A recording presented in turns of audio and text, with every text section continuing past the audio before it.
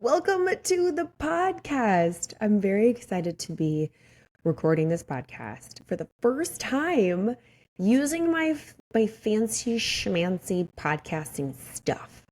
I invested in this soundboard thing and headphones and a real microphone, whereas before I was always recording with my phone and just talking into it. And now, not only am I recording with headphones on my head and with a microphone in front of me, but I'm also recording this on my computer, and there's video.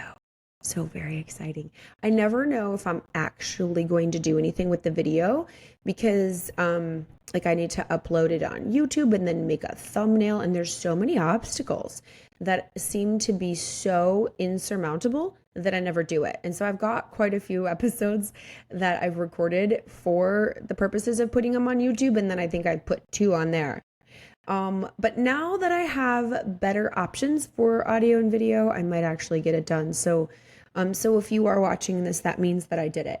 I'm so proud of myself in the future. Kristen in the future is amazing. So we'll see. But anyway, so if you've never seen me before, in person, hi, this is me. Hi, this is me. I'm Kristen. I look like this. I'm wearing very fancy clothes today. I just got back from working. I teach at a spa down the street, and I have to wear just a basic, athletic clothes, and so I look boring. And the reason why I didn't make a better attempt at looking nice is because I didn't know I was actually going to do it this way. But here's my process. I think every week I'm going to do a legit podcast, and I'm going to use my new stuff that I bought 2 months ago that has been sitting in the cupboard for 2 months. And I'm going to record it, and because I'm going to come home from work and I have my makeup done, which I do have my makeup done, and I can just put on something nice and I can do this and actually spend time. I'm not in a rush. And then I get home and I decide, nah, that's hard. I have to learn something new and I don't want to. And so then I grab my phone and I record the podcast the way I always have. And then I move on throughout my day. Well, today, my second class, nobody came. And when nobody comes, I get to go home. So I got a free hour of my life back. I got paid to teach the class, even though no one was there. It's such a great gig. And I had this extra time. So I thought, Kristen, you are completely and totally pathetic that you have not just learned this new thing and broken the seal and done this the new way. And so you have free time. This is a gift. This is time that you did not plan on having for yourself or this podcast. So immediately I got in here and I knew that if I did anything else, I would be deterred from actually this process. So I just sat down and I pulled my hair out of the weird bun that it was in and just whatever. And I'm just wearing my athletic tank top, and you can't see my pants. I'm just wearing my stupid like 17-year-old Old Navy workout pants. And then here we are. So hi, welcome to the podcast. Other than doing something different than I've done every time I've done a podcast in the past 4 years. What else is new? Well, I had an amazing week. I got to go to Minnesota and I got to see my brother for his birthday, which was such a treat. I planned it out.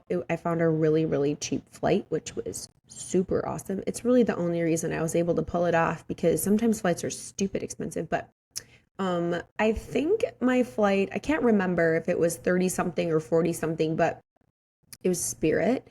Spirit Airlines is a great budget airline. They're the Greyhound of the sky. And they're actually classier than, say, Frontier, which Frontier is like the megabus of the sky. But Spirit often has really, really cheap flights, direct nonstop flights between Miami and Miami. I'm not allowed to say Miami anymore. Roy gets mad at me. Miami and Minneapolis. And I happened to find a really cheap flight. So I'm like, I'm going to go home and see my brother for his birthday, because my brother just, nothing is ever about him. I mentioned this last week. He just, like, he hasn't gotten married 3 times like I have. He hasn't had, kids that have, had events, and like he's a single guy He lives a pretty quiet life. He's there for everyone. He's there for all the things. And we don't really ever celebrate him. When he turned 50, we didn't do anything anyway. And he turned 53. So Tuesday afternoon, I went to Minneapolis and Roy and I had, just backing up a little bit, Roy and I have a moped. And we got rid of my car last year because we never drove it. We didn't go anywhere. We don't really go anywhere. And I was lending the car out more than we were driving it. And it's, car payment, insurance, it's expensive. And it was stupid because we don't go anywhere. And if we do go somewhere, we can Uber. And a lot of the times that we go places, we go with our friends and they're happy to give us a ride. At least they appear happy to give us a ride. Anyway, we got rid of our car and we got a moped. And we got the moped in July, and I have been too afraid to ride it very much. But the last few weeks, I've been driving it, and now I'm in love with the moped. And so Roy is off work on Monday, Tuesdays. And so Monday and Tuesday both, we decided to get on the moped together and just go tootling around South Beach, which was so much fun. So Tuesday, we had this brilliant idea. I had to go to the airport, and the airport is like, I don't know, a $40 or $50 Uber ride. And it's too far to take the moped because you'd have to take the causeway. And we won't take it on that. At least I won't. So let's leave early. I took everything that I was going to bring in my backpack on the airplane and I put it in the seat of the moped. There's like a little compartment under the seat and then this little tiny trunk box that's really cute on the back. So I had my makeup bag and my spare one set of clothes and I just stuffed it all in there. And then we both got on the moped and we went, our happy little, tree lined roads over to Midtown, which gets us off the beach. And we went to lunch at Chipotle, which was so amazing because I love Chipotle so much. And Chipotle does not deliver to the beach. There's no Chipotle anywhere near here. And I love Chipotle. So we got to have lunch at Chipotle and spend time together. And it was so fun. And go to Target, which, I love me some Target. And then took an Uber from there to the airport, which was half the price and half the time. It was such a brilliant move. I was just like, we are the geniusest people ever. We are cheap and genius. Anyway, so flew into Minnesota and my sister was so nice. She picked me up from the airport.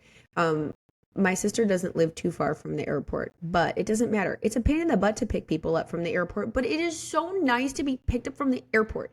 Like the fact that we can all Uber or take a cab or something is really fine. But the fact that you don't have to, it's so nice. My sister was so nice. So she picked me up from the airport, went right over to my sister's house, and I got to just have a few hours to hang out with her and my brother-in-law. My sister and her new husband, they've been married just almost a year. They're so happy. And it makes me so happy to just hear about their lives. My sister has two stepkids, Ben and Bella, and they're teenagers. And there's just a lot of nuances that go with blending a family, of course.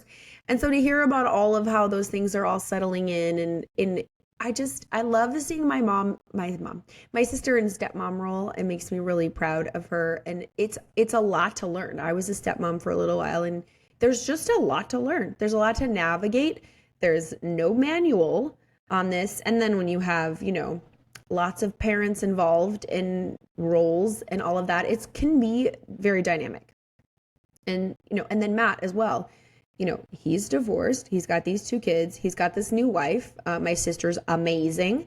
But these kids, they're having to get used to having a stepmom and all of these dynamics. And so it's just fun every time I see them since they started dating and then got engaged and married. There's been so many parts of the journey as they've all established their roles and what's expected and what's maybe not expected. And there's just been so much growth and learning and it just makes me so proud.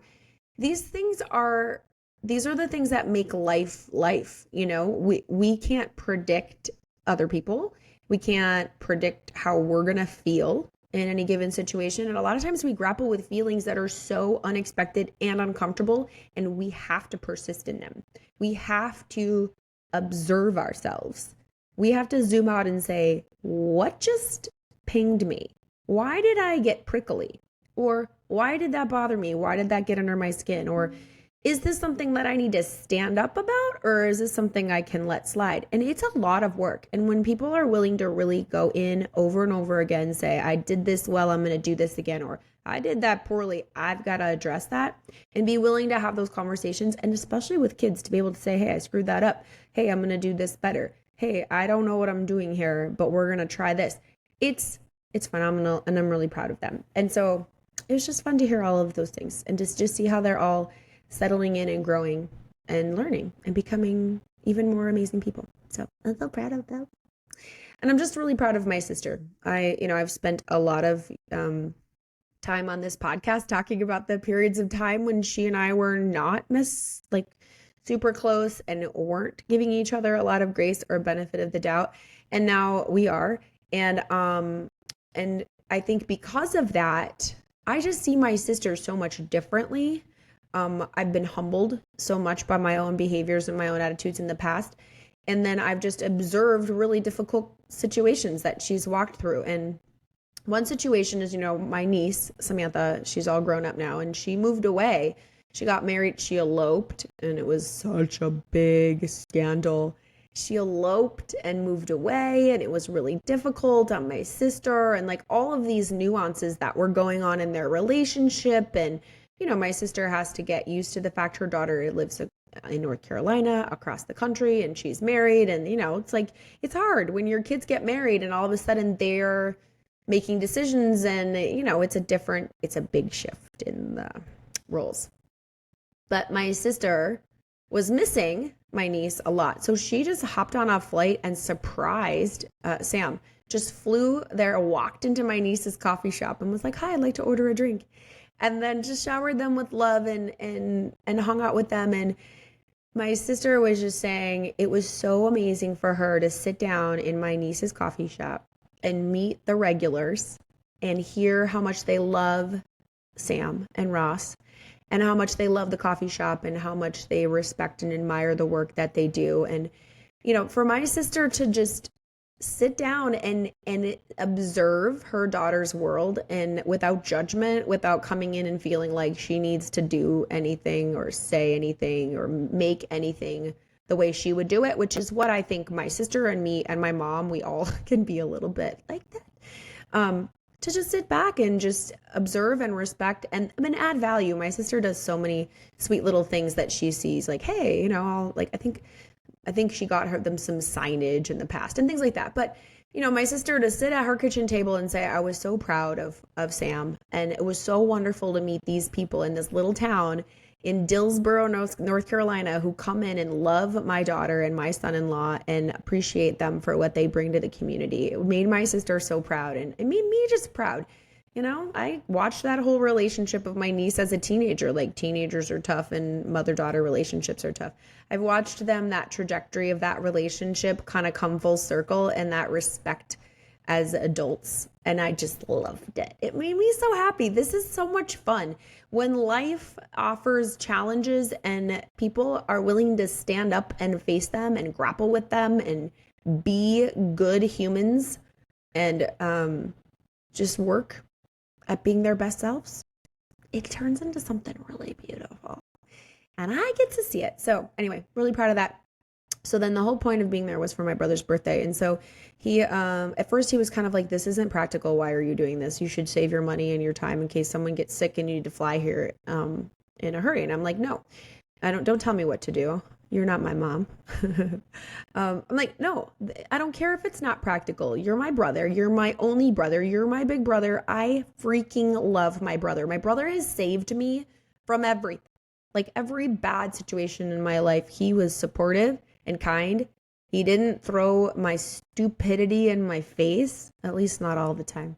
And he's my hero, and he deserves to have a day where he celebrated. So his birthday's on a random Wednesday. So he said that he would go into work a little bit late and he would just meet me for breakfast, and then he would get off a little early, and my mom was just going to make dinner for him for his birthday instead of going out somewhere. It's hard to go out to eat sometimes because my dad can't hear very well and his hearing aid just goes nuts in a loud restaurant. And the cost of food is stupid.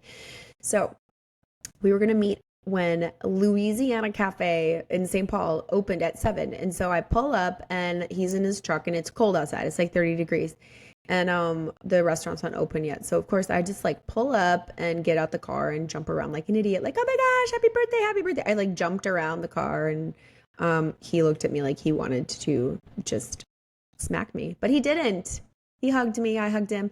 We had a really nice breakfast and just catching up and chatting. And it's always funny because it's like he's my big brother and we haven't had a close like let's sit down and go to breakfast kind of relationship until I moved away. Because when I lived there, once in a while we would, but it's kind of like, when you live near your family, you don't always just call up your brother and go to breakfast. But now that I moved away and we do it a little more often. And so it's just fun. It was fun. It was amazing. And we had a really yummy breakfast. And then I had some work to do. Namely, I needed to finish writing. I had kind of written the story of my relationship with my brother and I wanted to finish it.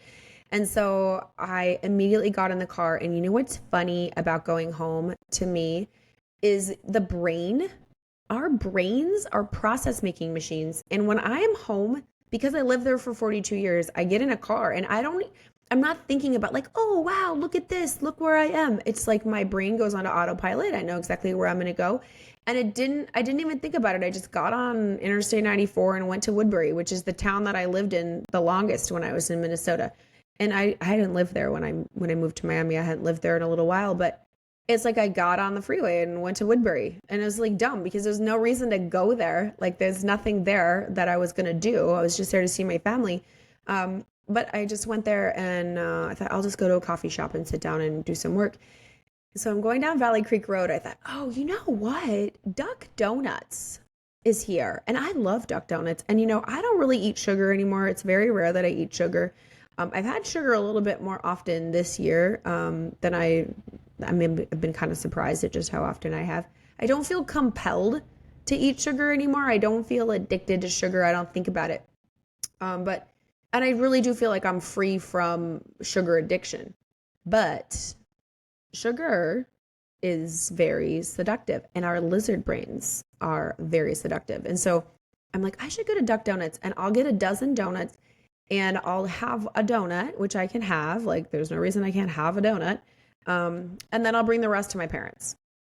So I went in, I thought, oh, they have Wi-Fi. I'll get my work done here and I'll get a coffee, which I really was after the coffee. I initially just wanted to get coffee and then I saw Duck Donuts. So if you don't know what Duck Donuts is, you need to look it up because Duck Donuts is the greatest. I'm a donut connoisseur and I really do believe Duck Donuts are my favorite donuts ever. They're the best donuts to me. Now, I've had a lot of good donuts. This is like saying, this gold nugget is better than that gold nugget. We're comparing apples and apples and apples.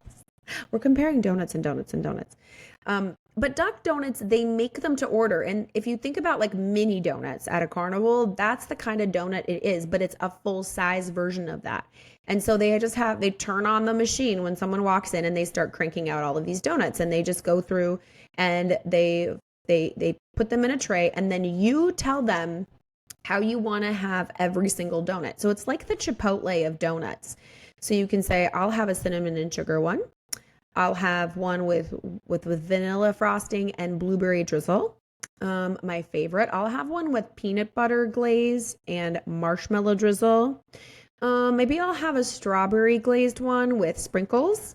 And then, let's have a French toast donut with some maple glaze and some powdered sugar. Anyway, you get the idea. And so they're hot and they glaze and frost them and sprinkle them all to order. And then they give them to you. And then you sit down with your work for 3 hours. And over the course of 3 hours, you eat 7 donuts. All 7 donuts in 3 hours, leaving 5. There was 2 with bacon. I don't like bacon on my donut. I don't understand it. I love bacon. I love donuts. I don't want them together. But yeah, so I get the box and I had ordered the breakfast dozen, which was a pre-selected set of 12 donuts that were, breakfast inspired. So there was the French toast donut. There was the cinnamon sugar donut. There was the maple glazed powdered sugar donut, the creme brulee donut, the strawberry donut, the peanut butter donut. Anyway, So I sat down with those and I started out by having my favorite, which is just a cinnamon and sugar. And then I decided to have a bite of another one. And then I got to work and just mindlessly, I just continued to eat donut. For 3 hours, I worked and I ate 7 donuts. When I counted up how many donuts were left and there were only 5, I was like, what are you kidding me? I could not believe that I had eaten 7 donuts because I didn't even feel sick. Like normally, I could never do that. I would be so sick. I didn't get sleepy. I didn't get sick. I mean, I must have spaced them out over enough time that my blood sugar was just fine because I felt fine. In fact, I felt great.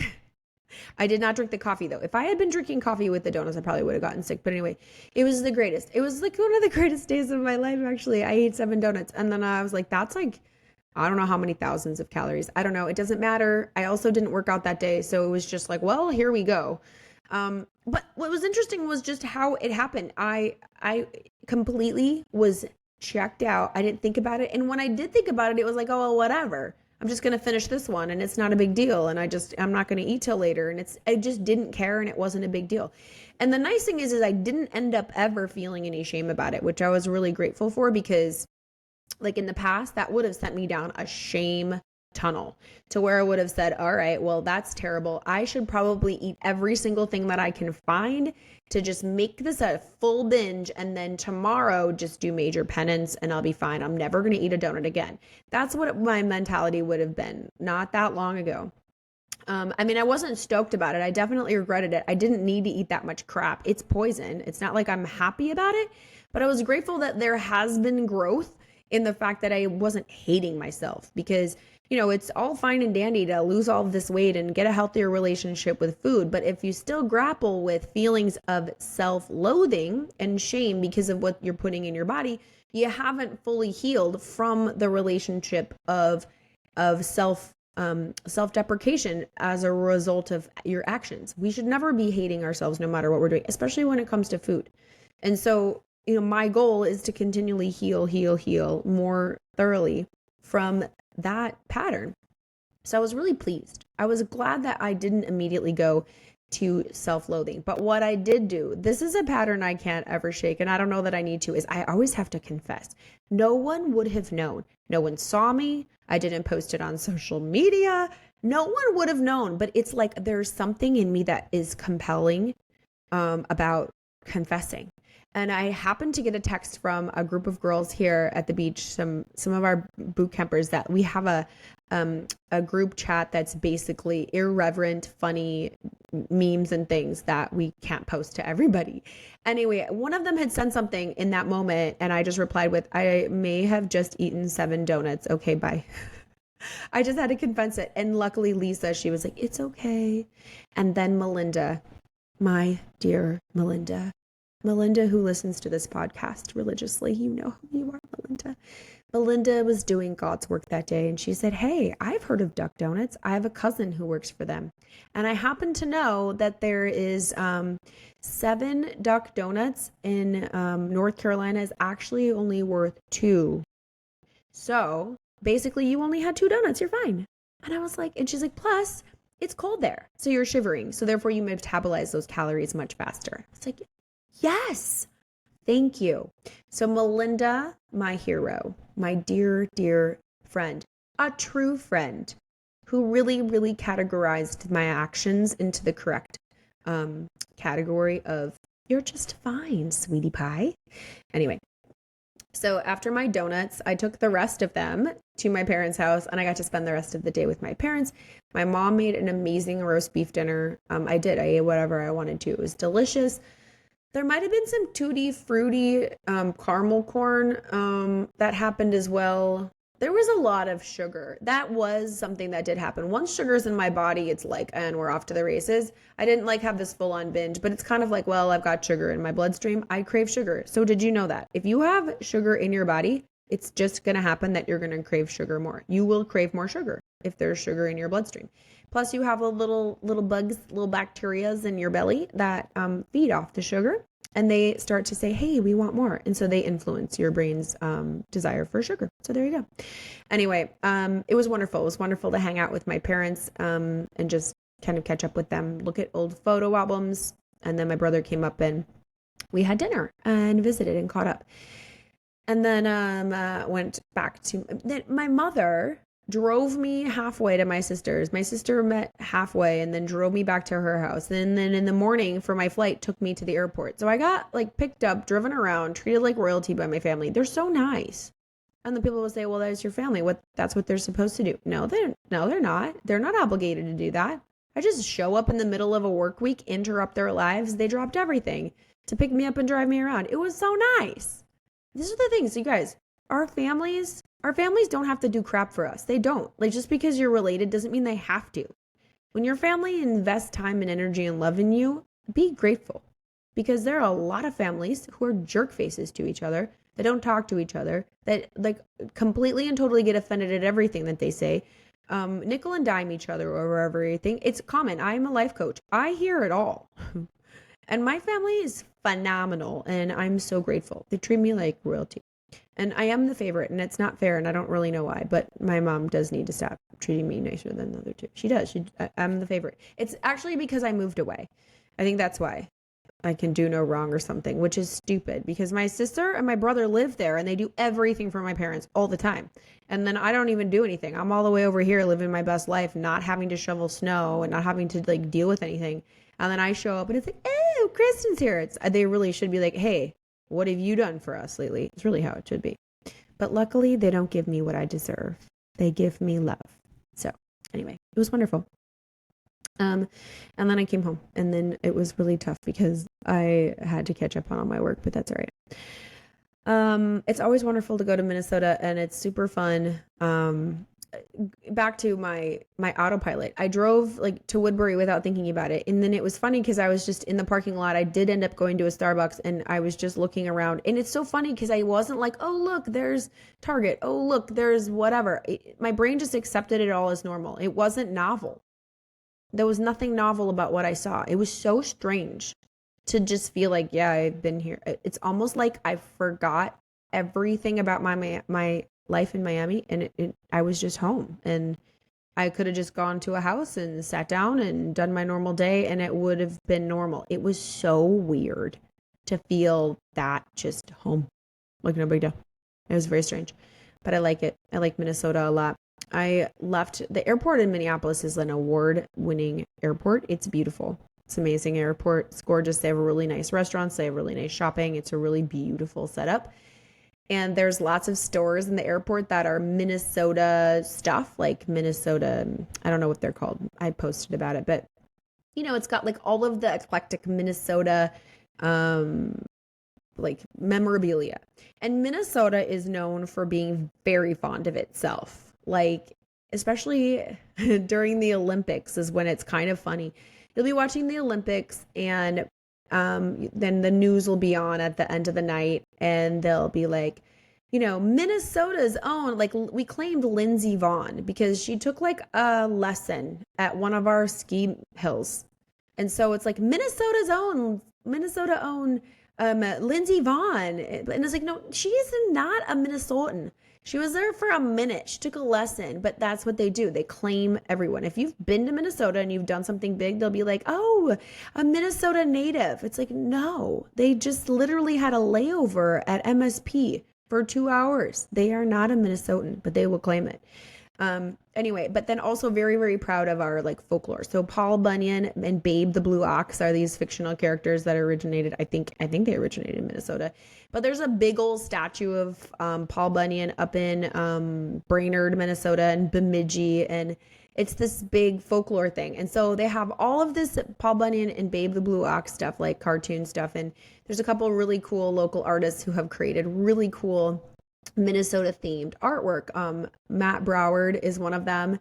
And then there's one I can't think of his name now that I'm picturing it, I swear.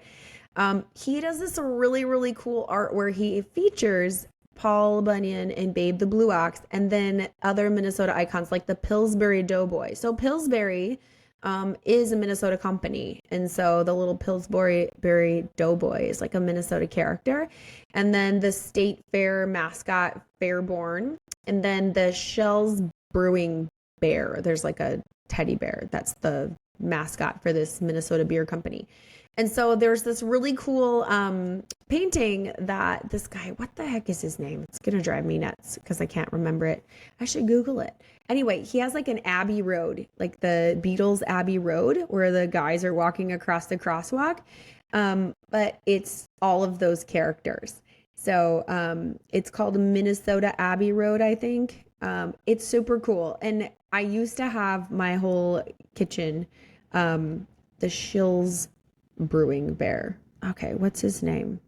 Adam Turman. There we go. Anyway, I used to have this big print. I'm going to show it right here. I used to have this big print in my house when I lived in Minnesota. I had like decorated my whole kitchen and all Adam Turman stuff. Anyway, it's so cute. Anyway, I'm digressing. They have all these stores in the airport that have like, buffalo plaid, the red and black plaid flannel. That's like Minnesotan.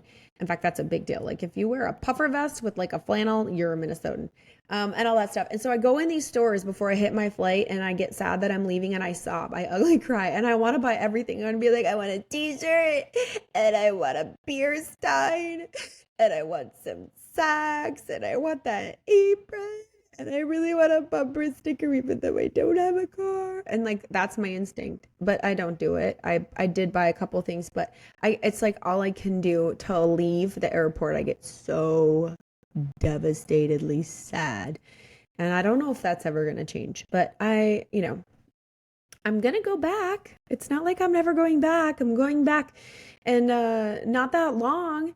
And I'm devastated. So it was really hard for me to leave, but I left. It's fine. I'm all right. I got on the plane and it was funny because I would say the saddest place in the entire country at any given time is the boarding gate area at the airport in Miami or Tampa or anywhere in Florida between the months of January and March, waiting to board a flight from Florida back to Minneapolis.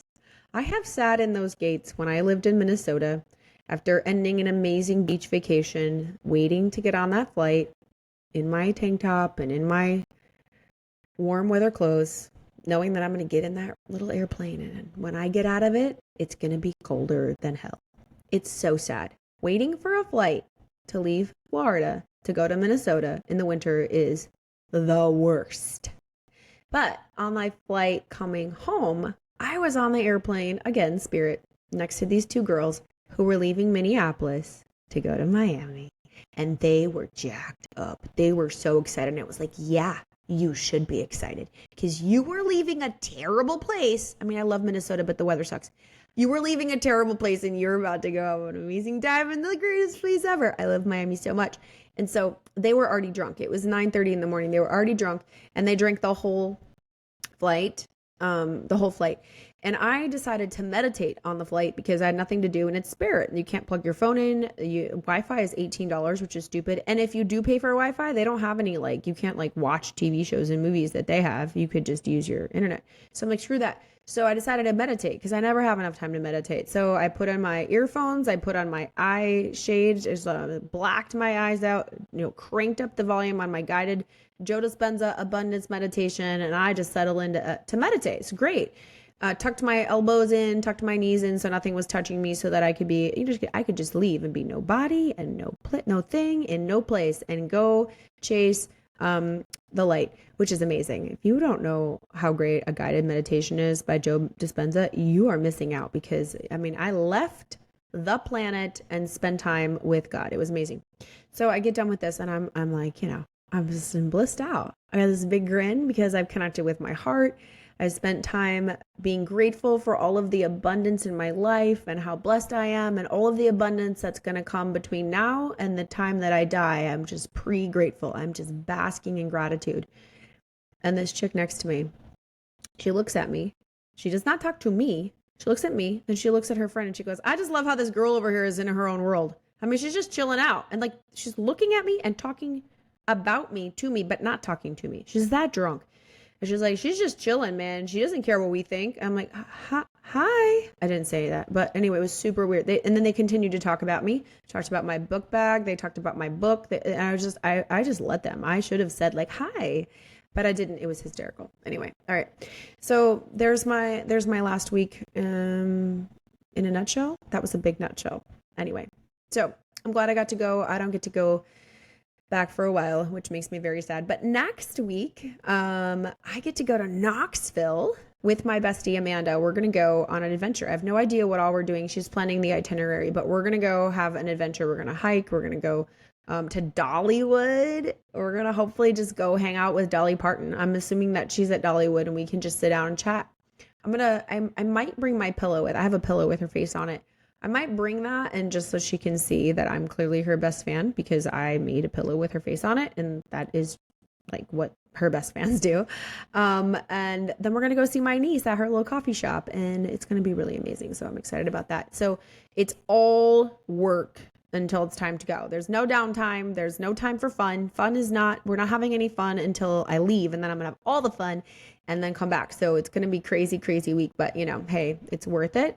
Investing the time to be able to take time off. Yes, I'm here for that. I'm going to go over a few things that I have promoted on the podcast in the past that I no longer believe in. Scandalous.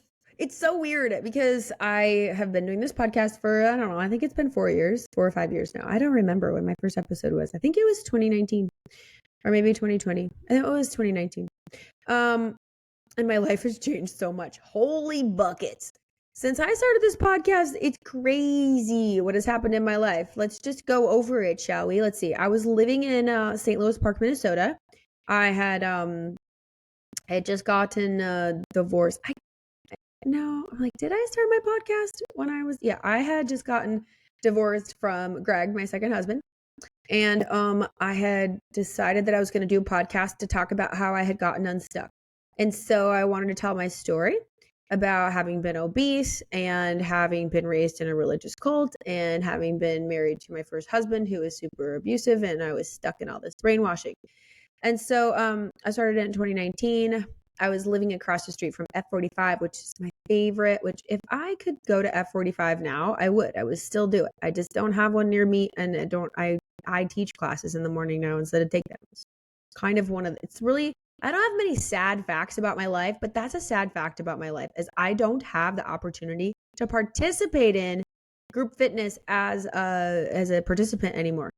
And that makes me sad because I miss it so much. I miss being a member of the team, taking the class, like absorbing the training.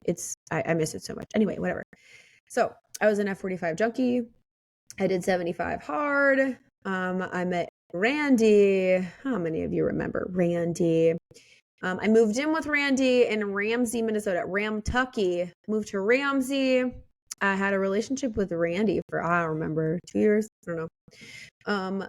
A lot of great things happened in my life during that period of time. I learned discipline. I learned how to show up for myself. I got my body to a place that it had never been before. I was the thinnest I'd ever been and the most fit, the most active. I had all my skin removal surgeries. I got rid of all my excess skin, which was amazing. When I think about like the before and after of like how my life changed, getting rid of all of my excess skin was such a massive game changer in my life, because I was just always reminded every moment of every day that I used to have a lot of fat on my body. And it was just a constant reminder of, hey, you ruined your body. You broke it. And it's never going to be the same. And like the scars and the wounds, and just, it was so hard for me to forgive myself for what I had done. And it created a lot of work for me to look at myself as a new person when I was reminded of the old me, and just how sad I was that I had let things go so far, that I had hurt my body so much. So when I got all of my skin removal surgeries, it was so redemptive. I did an episode about it, a couple episodes about it, I think. But anyway, so got all those skin removal surgeries done. I had such an amazing career with VHPM. Loved working for them. I always say I worked for the kindest humans in the entire world. The 4 partners who ran that firm, and I reported directly to them, they were the salt of the earth. I remember there was a time, so when I found out, so my first husband screwed me over hardcore financially, like, oh my God. Like I can't tell you about it here. It would be probably really poor form, but I will tell you, he screwed me over. And I didn't know for a long time. And it's embarrassing because like I'm an accountant and I'm in finance. And when I was married to my first husband, I kind of ran the finances. And so I knew the situation when we split up was bad. Like he had this debt that when we got divorced, we wrote in our divorce papers that he was going to handle it. Like we didn't have a lawyer when we got divorced. We just had a paralegal write up our agreement. We agreed on everything and we just wrote it up. And so he had said, I'm going to take care of this debt. And, for some reason I believed him. Like he had been so trustworthy. Anyway, whatever. I didn't think twice about it. And so we got divorced. And then I moved a couple of times and I changed jobs a couple of times. And he completely and totally screwed me over on everything. But I didn't even think that he would screw me over on this one particular debt. He was supposed to be paying our son's tuition. He didn't. He was writing bad checks. It was embarrassing. I was working my butt off to try to just cover everything for him. It was a nightmare. Anyway, so fast forward a couple of years, I get this dream job working for VHPM. Their controller. I'm the main financial person in this small law firm. It's all me. I directly report to the partners. Everything comes through me, all the books, and there's no oversight. Like they had an outside accounting firm that did the taxes and whatnot, but everything went through me. And then one of the partners would sign off on the banks and all that stuff. And I didn't have access to any of the money, but like it was just me. So I'm there for 2 years. Oh no, I was maybe a year. And I'm sitting there at work one day and a certified letter gets delivered to it said, I forget who it was addressed to, but it ended up on my desk as the controller and I opened it up and it was a letter. It was a wage garnishment for me. The controller was having her wages garnished because of this debt that hadn't been paid to the IRS. And I look at it and I'm like, I'm mortified because a copy went to the partners and then to me. And I'm like, oh my God. And I rushed to the partners. I'm like, I can explain this. This is my ex-husband's debt. He's supposed to handle this. This is a misunderstanding. I can show you our divorce papers. And they was like, oh, no, it's fine. So I call the IRS. I'm like, hi, after 17 hours on hold, hi, you haven't made a mistake and stuff. And like, this letter came and here, I'm just going to send you my divorce decree because it says in here, this isn't mine and blah, blah, blah. And the guy was like, oh, well, did you fill out this innocent spouse relief form? And I was like, no, it's that. Well, it was a form that was really important and we never filed it. And so the IRS was like, we don't really care who said what in your little papery tins. You owe this money. And since I had moved and I changed jobs a couple of times, they'd been sending notices that this hadn't been paid and it hadn't been getting to me until finally it did catch me up when I had this new job and they were going to garnish my wages. Anyway, so long story short, my ex-husband was supposed to pay this. He never paid it. And then he quit his job, moved away, was completely bankrupt. And he had done something and I never figured out really what had happened, but it got it all put on my social security number. So I was destroyed. I was so embarrassed and I was horrified because it was a lot of money. We're talking a lot of money. We're talking about like, years of interest and penalties piling up. It was heinous. Anyway, all this to say, I went to Bob, one of our partners, and I was like, listen, I'm going to do a payment plan with them so that I'm going to get another job. I don't know what I'm going to do, but I have to pay it. And this is handled. They're not going to garnish whatever. And the first thing he said, he goes, oh, well, why don't we just pay it for you? And then you just pay us back. There was 100 reasons why we couldn't do that. And we didn't do that. But that was his first instinct, was to, oh, well, let's just fix this for you, you poor thing. Not like, whoa, oh no, we hired a controller who's got an issue with the IRS. Like he didn't even question. He didn't look at me sideways and he wanted to fix it. This is the kind of human beings that I worked for. Plus, it was like Willy Wonka world. There was like a chocolate river under the floor, Christmas, birthdays, anyway. So that was a long story. I'm sorry. Bottom line, if you get divorced, make sure you talk to a tax attorney so they can figure all that crap out if there's that crap out. And how that was resolved, I got a second job and I worked my butt off to pay that off. And it wasn't my debt and it wasn't fair. And I paid it off because I had to. And I just decided to get direct deposit from my second job that I worked my ass off at. And then I had an automatic payment to the IRS. That way, I never had to deal with it because it made me so upset. I didn't want it to steal my joy. So I never saw my paychecks and I never saw the money came out. And it was just dealt with on the side. And I didn't have to look at it. And I just said, you know what? I'm gaining experience at this second job. I'm learning more skills at this second job. And thank God I have time to work this second job because if I didn't, I don't know what I would do. So I was just grateful. And that is a side episode on how you can not let terrible people ruin your life and steal your joy. So I'm very proud of the fact that I paid that off and I didn't have, it wasn't I went through so many tax attorneys fighting it. I spent so much money fighting it and I lost every single time. So when you file your taxes jointly with somebody who's a terrible person, and then they're a terrible person after you get divorced, sometimes you get screwed over. Anyway, okay. So all of these things happen during the podcast. This is turning into quite the diatribe. It's just more proof that, you know what? If you look at me and say, like, you don't understand. Oh, I understand. All right. Life is unfair. Get over it. I don't want to hear anybody tell me life isn't fair. Yeah, you're right. Nobody promised you it would be fair. When you're born, you don't get taken into a little room where someone stands in front of you and says, we promise that life will be fair for you. And then you say, okay. And then when you get screwed over, you don't get to run back there and say, but you said. No, the opposite happens. You're born and you're surrounded by evidence that life is never fair and it's never promised to be fair, and human beings persist and win anyway. So life is unfair, and guess what? You can build a freaking amazing, powerful, fun, joy-filled, awesome life in spite of how unfair life can be. Boom, mic drop. Okay. Life is not fair, and actually, that's to our advantage. So anyway, I was with Randy and then I moved here. I moved to Miami and I took up bodybuilding.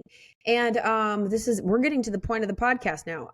I took up bodybuilding, which required me to do a lot of things in order to shape my body into a teeny tiny stick figure full of muscles and nothing else. And in so doing, I learned a lot of really great things. And then I taught about a lot of things on this podcast and I promoted a lot of things on this podcast that were terrible for you and terrible for me. So let's go through them, shall we? Okay, number 1, sugar-free shit. We shouldn't be eating sugar-free Jell-O, sugar-free pudding, sugar-free blah, blah, blah, blah, blah. Sugar-free stuff is the devil. And I just recently really decided that was true.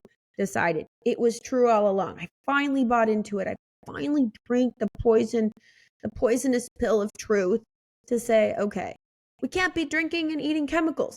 I am drinking right now a Fresca, okay? You shouldn't do this. I shouldn't do this. But I still have some diet soda. I still once in a while have a sugar-free thing. But it's like a 1 out of 1,000 compared to what it used to be. And I used to promote it all the time. Tons of protein mug cakes and protein pancakes and blah, blah, blah, with all this sugar-free crap. And I am sorry. Okay? You shouldn't be doing it.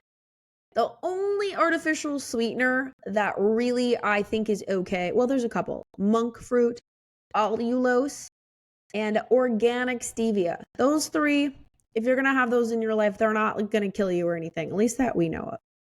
But all this stuff that I've talked about in the past, I'm sorry. Do not do it. Lily's chocolate. It's sweetened with organic stevia, but it's still full of chemicals. Oh my gosh, I had a coupon code for you guys for Gatsby chocolate. It's so good. Sugar-free chocolate. It's chemicals. It's chemicals. I'm very sorry. And it was not until this year that I completely and totally got rid of my sugar-free pudding. The sugar-free pudding like mix, because that really helps a protein shake get nice and fluffy. But anyway, I'm really sorry. So sugar-free stuff, don't eat it. I am sorry. Penance for promoting it. Number 2. Oh, but I mean, diet soda, it's terrible for you. I still drink it. It's a problem. I'm not telling you you're a bad person. Oh, you know what else I do? I just realized. All right, I'm going to work on it. I chew way too much gum.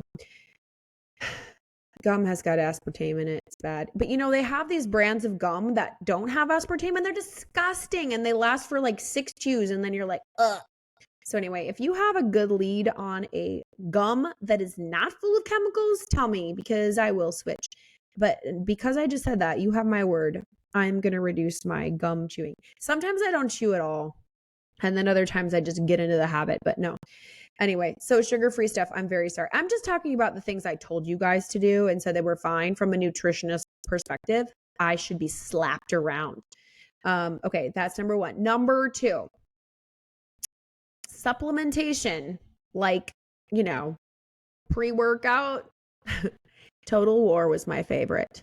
I love how it makes you itch, makes your ears itch. Oh, I love a good pre-workout, but it's full of chemicals. There are some pre-workouts that are not full of chemicals, but those are not the fun ones. And so I don't care to use them.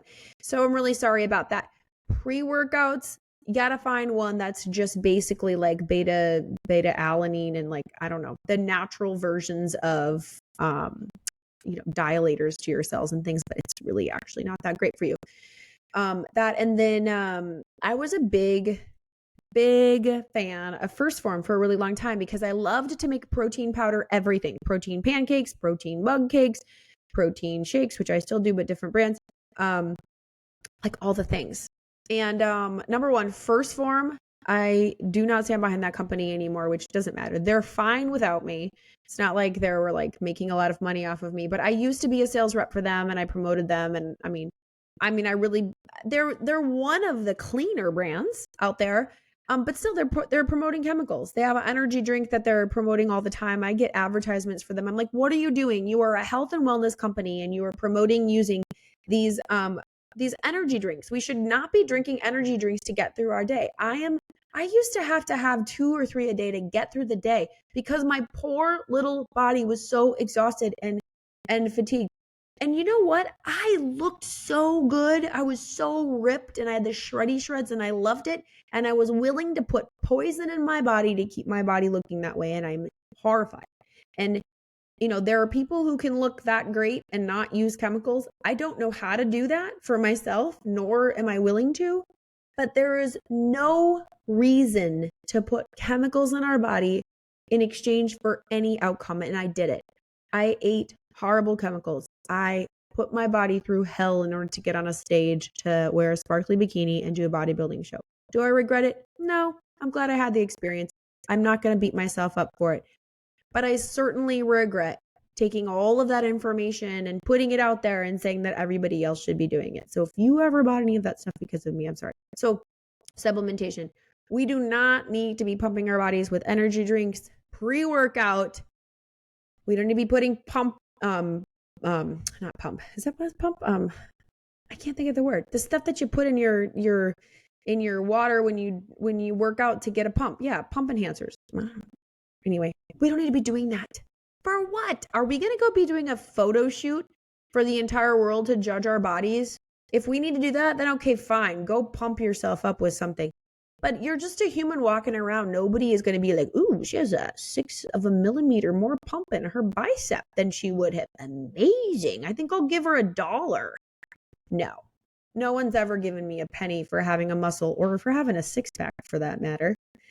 Anyway, so First Form, if you still use them, like knock yourself out. I'm not going to tell you to stop. Actually, I am going to tell you to stop. You should be using a protein supplement that is beef-based. You should not be using plant-based protein powders or whey-based protein powders. They are not ideal for your body. They create a lot of bloat. Your body does not know how to process these processed protein compounds. The best, easiest on your digestion is a beef isolate protein. Now, if you're a vegan or you're vegetarian, you're not going to eat that. That's fine. We don't have to be upset with each other. But if you want the ideal, you should get a grass-fed beef isolate protein. I do endorse Equip Foods. They have a prime protein powder that is beef isolate. It's the chocolate one. They have a completely plain one. It's just plain beef protein isolate. So you put it with water and you drink it, and there's protein supplementation. It's great if you're not getting enough protein in your diet. That chocolate one, they've added organic cocoa powder and organic stevia. That's it. So it's super clean. They have other flavors I also enjoy that do have a couple other ingredients, but they're very non-egregious compared to if you look at the giant list of stuff that's in your typical whey protein or plant-based protein. All this plant-based stuff, there's just no need to make everything plant-based. What are we doing? Plants detoxify your body. Great. At some point, you don't need any more. In fact, you're going to get lectin overload. Stop it. Your body does not need everything to be a derivative of a plant or processed from a plant. Animal proteins, you're an animal. Animal proteins, clean, pure from the source. Animal proteins, supplement that with real whole veggies, starches, fruits, real foods. Then if you're still hungry and there's room in your diet and you want to add other stuff, you've got the margin of space for other stuff. But anyway, I'm digressing. Yeah, so those are the main three things. Was it three? Sugar-free stuff, and supplementation. And so that was two things. I wrote this down and then I lost it. It's two things. Anyway, all that to say, I'm eternally mortified to have promoted putting chemicals in your body. There's a period of time that I was an associate for Raise Energy. So I was a promoter for energy drinks. And my dear friend Courtney, she goes, please do not promote chemicals to people.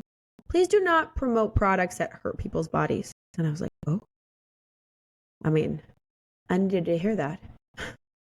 So I'm sorry. I don't think any of you ever bought any Raise Energy drinks from me. So I think it's fine. I don't think I ever sold one single thing.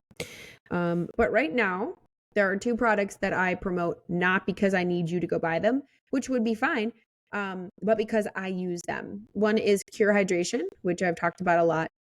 Cure Hydration is the World Health Organization's formula for electrolytes.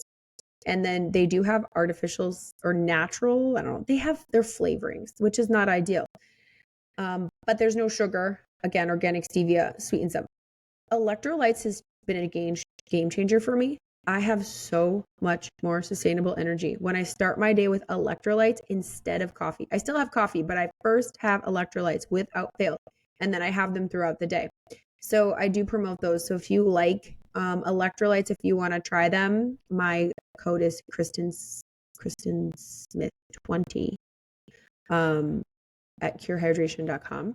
And then Equip Foods, their products, they also have a colostrum that's amazing to feed your immune system. So my coupon code with them is the Kristen Experience, and you get 15% off. So those are the two products, and I don't plan on promoting or selling or talking about you putting anything in your body that is artificial ever again, because the more studying that I do, the more work that I do, the more that I hone my own nutrition, I just come back down to I feel best when I eat real food. I look best when I eat real food. My weight comes down when I eat real food. And when I do the least processing to it and the less crap. That's just what happens. So I want that for you. I want your body to be humming along with precision. I want your body to feel good. I want you to have energy. And I want your body to know what everything is that you put in it. When you put something in your belly, your body should go, I know what this is. This is fuel. This is repair. This is detoxification. This is a nutrient. This is a mineral. I know what to do with this. Versus this is multidextrone. This is partially hydrogenated corn oil. I guess I'll just stuff this in some cells somewhere because I sure don't know what that is. We don't want to do that. We don't want to do that. So that's my penance. I'm sorry for promoting products and foods that do not serve you. My coaching now is so different. I've helped a lot of people lose a lot of weight, and I'm very proud of that because when we bring our body fat down, our bodies can function more optimally. But I'm more proud of the clients that I've helped lose weight and improve their health, in which I feel like is something that I do now a lot more, what's the word? Effectively. There we go. So I did a little Instagram post the other day. I was super excited because I hit my goal weight. At the beginning of the year, I was heavier than I wanted to be. When I run marathons, I gain weight. I get so hungry, and my body just doesn't handle running long distances the way it used to. I run pretty slow. I get into this low gear, and I don't feel my best. I don't know how many more marathons I've got in me. I don't think I have any more, but it's not, it doesn't serve me anymore. It just doesn't feel like something I want to keep doing. And then I always have to deal with my relationship with food. My hunger gets really huge. My appetite gets huge, and then I gain weight. So after the marathon in January, I was like, all right, I'm going on a strict regimen of real food. I'm going to start working on this fasting lifestyle that I'm just obsessed with.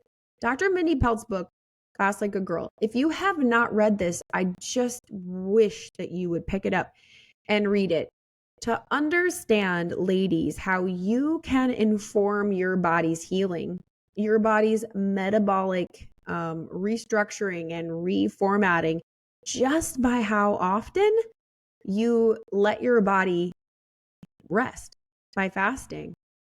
It's phenomenal. And then there's so much great information about what kind of real foods and in what quantities and when to eat them to help heal your microbiome, to heal your gut, to help your body produce the hormones that we as women need to feel our best, to perform our best.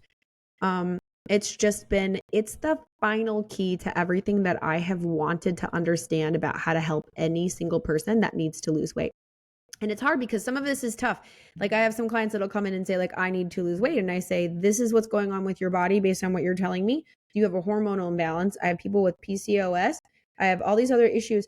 And I say, you have to go on to a ketogenic regimen for a period of time. And we got to get you on a fasting routine. And getting on a fasting routine when you've never done it before and your body is metabolically not healthy, it's not comfortable, but it works. And if you're willing to grab some time and say, I am going to feed my body based on what it needs, not on what my taste buds want all the time. I'm going to work up to a fasting, feasting window lifestyle that is going to support ultimate hormonal balance for me. And I'm going to set down these seed oils and these sugars and things one by one. I'm going to start where I am and I'm going to go after this. Your life will change. Your health, your body will change. It's possible and it's happening. I'm so excited. My clients are losing weight. My clients are having energy that they haven't had before. Hunger is being handled to where like, oh my God, I'm not hungry all the time. In some clients, it's taking a lot longer than they'd like because when we have assaulted our bodies with seed oils and sugars and refined carbohydrates for so long, and we've been used to eating from the moment we wake up to the moment we go to bed, our body is conditioned to that. And when we change that and we stress the body out a little bit by asking more of it in order for it to be able to heal, it's tough.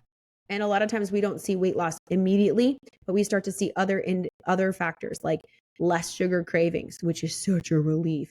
We're finding that people can actually handle a fast of 13 to 15 hours without getting tired. Initially, it might be difficult, but it's so phenomenal to see. Instead of saying, let's cut our calories down to 1,200 and eat sugar-free stuff and process things and as much volume for as fewer calories as possible, to say, let's eat the most nutrient-dense inputs that we can that give our body only what it needs and nothing that it doesn't, and let it heal and release fat and become efficient and give us energy. It's so amazing. And that's permanent. And that's something that I will never have to apologize for. So I'm super excited. So, all right, that's enough. My apologies. An apology, a real apology includes saying the words, I was wrong, and asking the person you're apologizing to, asking them for something, because that is the humility that is needed in a real apology. So the perfect apology is, I was wrong. Will you please forgive me? So there you go. I was wrong. will you please forgive me for bringing you information that was incomplete and incorrect and potentially harmful? I take my role here very seriously and more seriously than I ever have. So you have my word that if I bring you some advice here, that it's going to be the best possible advice that I can possibly find from the most reputable, healthiest people that I am learning from. And that I will tell you when I eat 7 donuts in one day and drink a diet soda. And that I don't endorse those behaviors as ideal, nor do I excuse them. But I am going to tell you that when I am human and that things happen and that we don't all have to be perfect all the time, but we do need to be moving a little bit closer to ideal every single day. And then we can grab more and more health for ourselves and live happier and happier and happier in our bodies.